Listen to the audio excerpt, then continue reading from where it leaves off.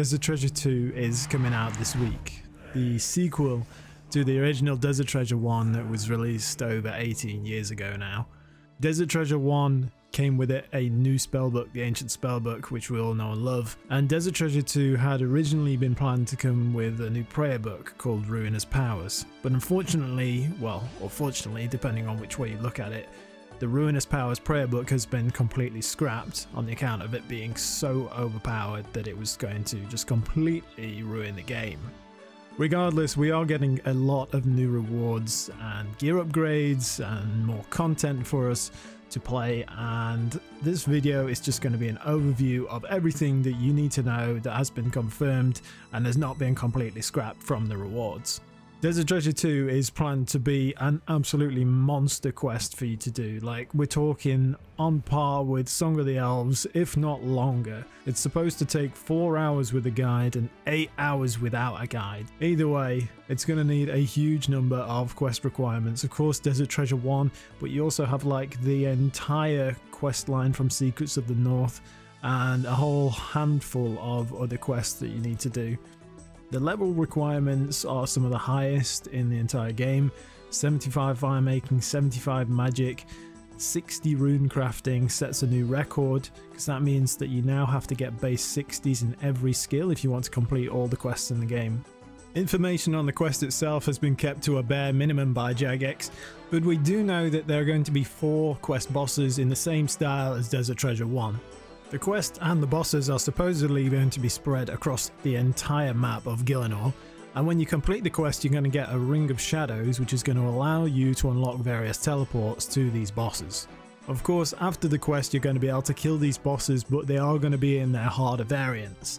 That is the price that we're going to have to pay for the wide variety of new best in slot gear obtainable from these quest bosses that is coming into the game. The quest bosses themselves we think are going to be called the Leviathan, range based, the Whisperer, mage based, Juxacelis and Vardorvis, which are going to be melee based, and they're all going to be solo instanced. This is a good thing and a bad thing. Solo instance of course means you can't be griefed, it's all down to you. If you complete the boss then it's, you know, it's on you, it's a big achievement. But at the same time, it's less group content, and also it's more abusable by bots. Because it's instance, we could have a similar situation to like we have now with the Corrupted Gauntlet, heavily farmed by bots, every bot inside its own instance for 99% of the time that they're farming that GP, and rarely are they reported by other players just because we can't see them. Are we going to get the same kind of situation here? I expect so, but that's just the state of the game at this point, so we'll have to see how it goes. First of all, let's start with the DK's Ring overhaul. Every DK's Ring, the Berserker, the Warrior, the Mage and the Archer's Ring are getting a revamp. You're going to be able to break down the original DK's Rings into these icons and then use the icons along with the unique drops from the new Desert Treasure 2 quest bosses to make the new best in slot rings. These rings are the Ultra Ring, the plus 12 melee strength Berserker Ring upgrade. This thing is going to be insane. Combined with Torva and all the other max melee gear that we have right now, you're definitely going to want one of these. Then you've got the Magus Ring. Magus? I don't know. Plus 15 magic, plus 2 magic damage. This is the first time we're having a mage ring with magic damage bonus. So this is just going to be, that's definitely going to be going for a lot, especially combined with the Tumican of Shadows. Fucking Shadow man from TOA is going to be definitely a ring that you're going to want to wear with that gear. Then we've got the Venator Ring, plus 12 range strength, obviously made from the Archer's Ring decomposition, and it's going to give you plus 2 range strength. And finally the Belator Ring, plus 12 slash, plus 4 melee strength, kind of a budget Berserker Ring, Warrior Ring combination. Don't know if it's really going to get used, but they're throwing it out there anyway. Next up we've got the upgrades to the Ancient Scepter. If you don't remember what the Ancient Scepter is, it's an upgrade to the Ancient Staff that you get from Desert Treasure 1, and you get the upgrade from doing Secrets of the North, killing Phantom Musper and getting the Ancient Icon, if I'm not mistaken. Doing Desert Treasure 2 and getting access to the new gems dropped from each of the new bosses is going to allow you to upgrade the Ancient Scepter even further. Coming in first, we've got the Blood Gem, giving you a 33.75 heal percent rate instead of a 25% heal percent rate. This is going to turn you into a blood siphoning maniac if you got this one in your Scepter. Next one, we have the Ice Gem, which gives you longer freeze timers. You're going to be freezing the nips off of anybody caught in one of your blitzes or barrages, with a blitz freeze timer going up from 14.4 seconds to 19.2 seconds, and a barrage timer going from 19.2 seconds to 25.8 seconds. They're going absolutely nowhere, mate. You've also got the Smoke Gem, which gives you a bit more poison damage. If you happen to be using Smoke Blitz Barrage for whatever weird reason you're going to be using that for, the poison lasts a bit longer and the max hit is up to a 6 from a 4. The Shadow Gem, again, it's going to be like the Warrior Ring, probably not used that much, but it drains a few more attack levels, which just sounds absolutely dog, let's be honest. Next up are the Virtus Robes, requiring 75 defense and 80 magic. Pretty high stat requirements, to be honest. They're going to be like a mix between Arims and Ancestral, kind of bridging the gap between those two types of gear. Of course, Arims at the moment doesn't give any magic damage bonus, but Ancestral does, which is why Ancestral is so much more expensive. The new Virtus Robes are going to be kind of in between that, with a minor magic damage bonus. 4% for ancient spells and 1% per piece for normal spells and Arceus, and any other type of spell is going to get 1% damage bonus. Each of the new quest bosses is going to drop a unique component, and then by combining these components you're going to be able to make these robe pieces. You don't need to do the quest to wear the gear, but you do of course need to do the quest to obtain the different components and make the gear. They're going to be non-degradable, tradable, and 3 pieces per set. With the extra freeze timer from the Ancient Scepter imbued with the Ice Gem and the increased damage bonus for ancient spells while wearing the Virtus Robes, I'd expect this to be a pretty big update for the PvP scene.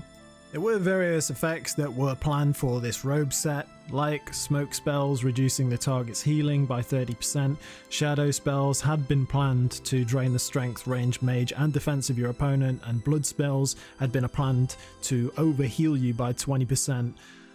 But all of these effects have been scrapped, and the only thing that is remaining is the damage bonus on ancient and normal spells. And finally, we have probably the most overpowered piece of gear coming from this update, the Soul Reaper Axe. Two-handed, community designed, 80 attack requirement and 80 strength requirement. How do you make it? You combine the 4 unique drops from each of the 4 quest bosses. You've got the Lure of Leviathan, dropped of course by the Leviathan, which is one of the quest bosses. Vardorvis is supposed to drop Vardorvis's axe head, Duke Cicellus drops the Eye of the Duke, and the Whisperer drops Siren's Staff. Combining all of these makes the Soul Reaper. The Soul Reaper axe is like no other weapon that we have in the game right now. For every successive attack that you do within a 6-second cooldown period, you take 8 damage and gain 6% strength level. This caps at 5 total. Once you're at the cap, you don't take any more damage, but at the top of the cap at 5 total attacks, you have plus 30% strength level, which is absolutely wild. You're going to be hitting like 50s up to 70, I think 74 in max melee gear.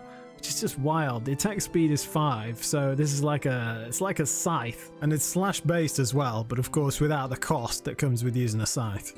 And if you ever want to heal yourself back up, you can just cash all your stacks in for a spec, which has increased accuracy and strength, and you just get all your health back. The only problem is that if you stop attacking for 6 seconds, then you lose all your stacks and you don't get any of your health back. Wherever you can keep the combos rolling, channeling your inner Fruit Ninja, this is going to be best in slot everywhere. It's just so powerful. Maybe not for bosses, because if there's like a phase transition in the boss fight, you're not going to be able to attack, and this is just going to lose your stacks and all your DPS. PvP, PvM is going to be very accurate. If you're just killing blood veils in single way combat or something like that, this is going to be the weapon that you want. Unfortunately, if it's in multi-way combat, then probably the Venator bow is probably going to be better than this thing.